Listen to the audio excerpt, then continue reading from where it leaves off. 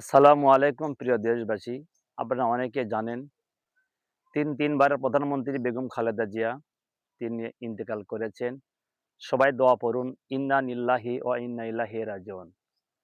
তিনি এমন একজন মানুষ দেখেন দেশের ভালোবাসা, দেশের মহাব্বত ছেড়ে কিন্তু তিনি দেশের বাইরে যান নাই।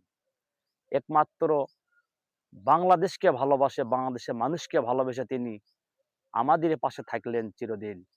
অনেক জুলুম অত্যাচার সহ্য করেছেন। এরপরেও তিনি এই বাংলাদেশকে ছেড়ে তিনি কখনো যান নাই। একটা মানুষ কিন্তু সকলের মন জয় করতে পারে না। একটা মানুষের ভুল ত্রুটি থাকতে পারে। বেগম খালেদা জিয়া দেশ পরিচালনা করেছেন, হয়তোবা কোনো ভুল ত্রুটি থাকতে পারে। যদি কোনো ভুল ত্রুটি করে থাকে আপনাদের কাছে, আপনারা সকলেই তাকে ক্ষমা করে দেবেন এবং তার জন্য দোয়া করবেন।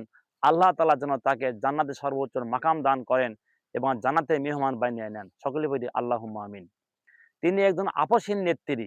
কেন বললাম এ কথাটা কিভাবে বোঝা যায় একটু একটু বলি আপনাদের যে এত জুলুম অত্যাচার এত কষ্টর পরেও তিনি কখনো এই মাতৃভূমিকে এই বাংলাদেশকে এই বাংলাদেশের মানুষকে ছেড়ে কখনো তিনি চলে যান নাই। শেষ নিঃশ্বাস ত্যাগ বাংলাদেশই করেছেন। সুতরাং আমরা সকলেই তার জন্য দোয়া করব।